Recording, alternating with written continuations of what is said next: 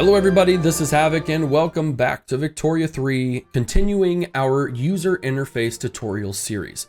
We've started all the way at the very top left, we've gone all the way around to the bottom, we're on the left-handed side where we went over the smaller interface buttons, and now we're to the top 5. These are the big ones, these are where you have most of your interaction in. And so I will briefly go over them, but then I will also dedicate one to each single one of them and a further in-depth little tutorial guide for your user interface needs. So guys, let's get right to it. And so we are now down to things like your military, your market, buildings, budget, and your politics. As mentioned, we are going to briefly go over these. I will dedicate a separate user interface section to each one of these, regardless of how long it takes me. Some may be short, some may be long. But we're going to take a look at these, and these are some of your biggest areas of interaction. This is your military, which is broken up into your army, your garrisons, and your navy. You have the capabilities of mobilizing all of them, activating your conscripts. Regulars, I will say, are dedicated military. Conscripts are your service people, your regular population. Don't recommend using them unless you have no other choice. Your garrisons are your defense, essentially. If someone were to invade the area, these guys could rise up and come to your defense, which is pretty cool. And then last but not least, your navy. Austria may not have an entirely huge navy, but it is one that they could use, and we can go over those again in its own little dedicated section. But yeah, military gives you an overview of your military and your ways to affect it. Your market is going to be one of the most intense pieces of the game that you will ever experience. But it is very, very crucial. For one, you can have all of your market stuff all at once, or you can divide it between staple goods, industrial, luxury, or military. Personally, I always toggle between all of these because it's much more manageable. And if I'm looking for something like a staple good, it's easier than doing this and scrolling through and trying to find something as intensely. So your details, we'll go over all of this in a more detailed video, but this gives you your supply, your demand, the balance between them, and the price that you're paying. Trade routes are very important, but also at the same time, these are very, very confusing to me. For one, you see the routes that we are currently using, and this is going through all different places. We can see here, you can affect the tariffs within that, and then you can get a breakdown of how much exactly that you're making, which is great. Now, what you could do is you could see here, this gives you a list of goods that you need that you could import. It's a nice little handy tool. I use it frequently. You can also do the same for exporting. So if you have a large amount of goods that you're like, I don't know what to do with this. What should I do? You can totally just export them. And by clicking on either one of these, it sets up a list of trade routes possible. Now, what you could also do is you could go to a new import route, which brings you to the import trade route trade lens that we were talking about earlier. So if, for instance, well, I know I have, well, let's just get out of this for one. Say here, well, I really think I could export more wine. Let's go over here to the export route. Oh, hey, look, cool. I can't export wine. It looks like Russia could do it. Let's do it. So we'll be getting $6 per or $7 per employee annually, which looks like right now only a net profit of 290, but regardless, I still am making a profit. So that is your trade routes in a very, very brief overview. And then of course, this just gives you the members of your Austrian market. A customs union, for those who may not know, is simply a union between two countries in which the primary, which is Austria, will envelop the market of the smaller nations. That means that right now, Parma only can affect my market. They no longer have their own market in which they get to contribute to. What does a customs union mean? It means that as the primary, I get to set tariffs on different trade routes.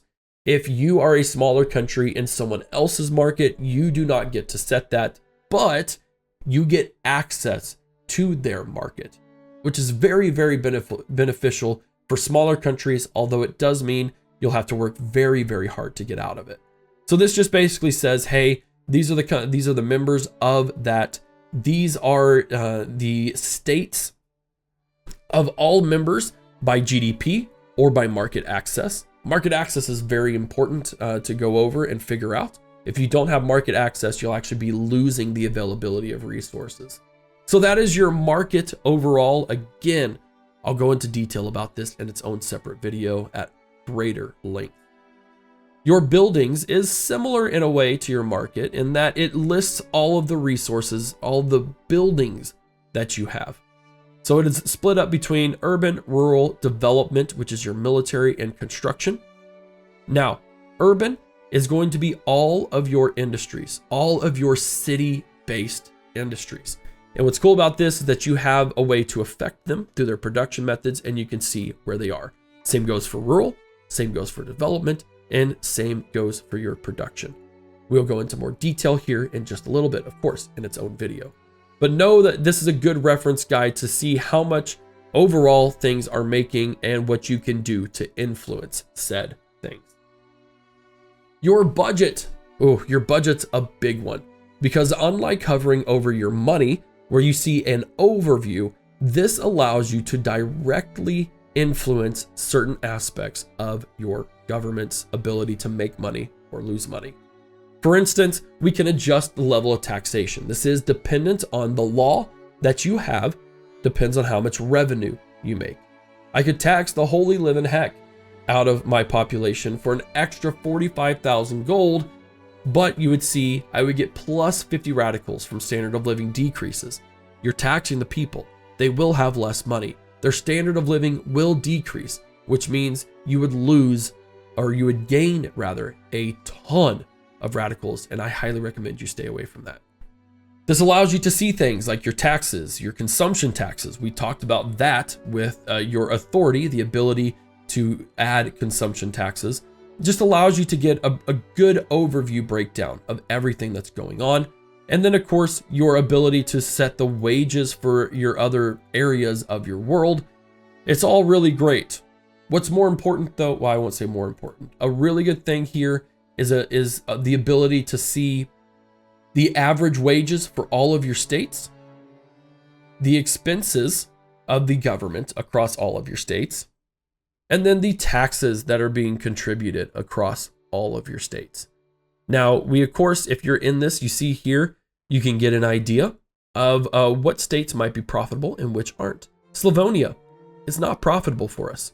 Croatia is not profitable for us. So we would need to go in here and find ways to make them more profitable, whether that is taking out universities or maybe reducing barracks in a region.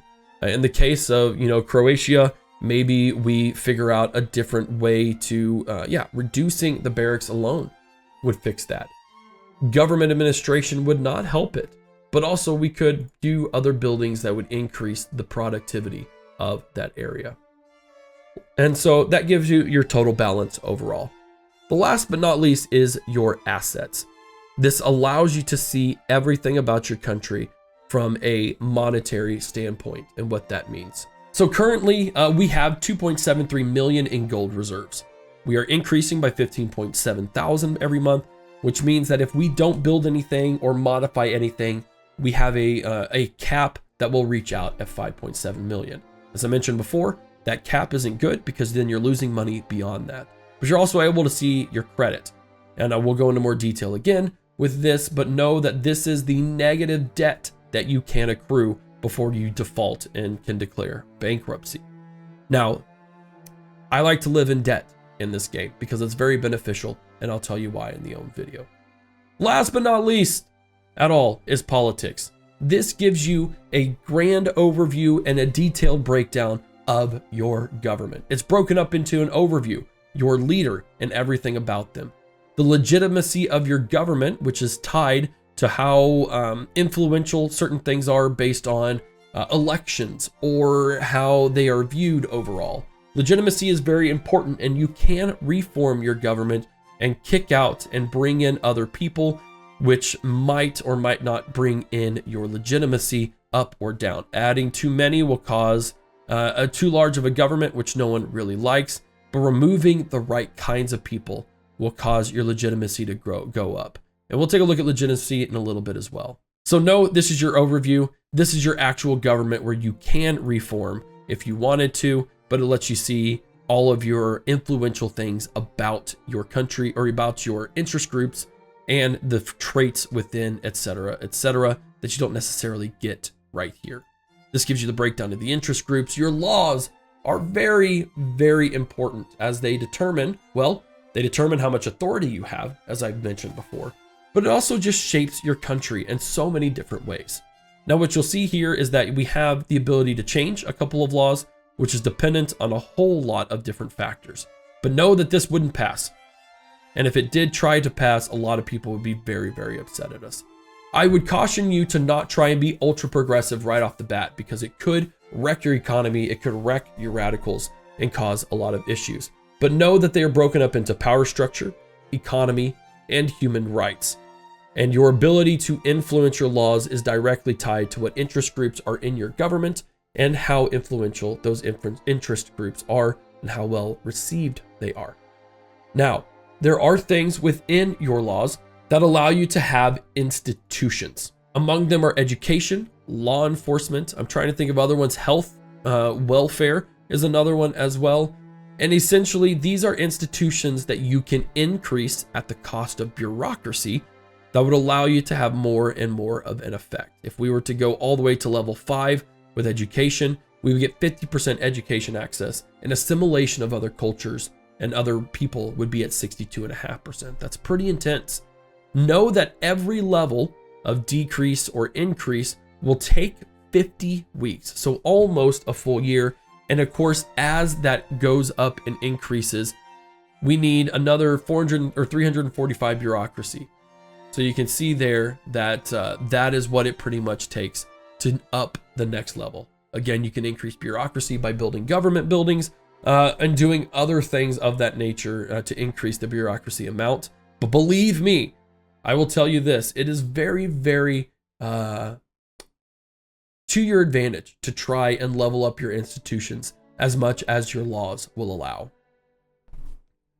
Ladies and gentlemen, that will wrap up your short section on your major influential buttons in the user interface tutorial in Victoria 3. Thank you so much for watching. I hope you enjoyed it. If you did, you can support the channel by giving the video a thumbs up, subscribing to the channel, as I will create more Victoria 3 content, and of course, leaving your comments in the comment section down below. We will continue to make some deep dives into those top 5 user interface buttons, as I mentioned. So be looking forward to that. But outside of that, thank you for tuning in. This is Havoc, and I'll see you in the next one.